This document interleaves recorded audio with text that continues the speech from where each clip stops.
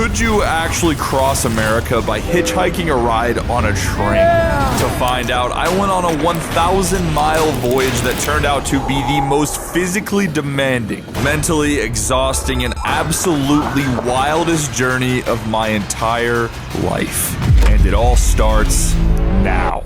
Here we go.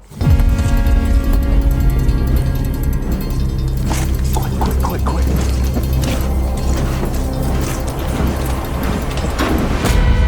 Get down.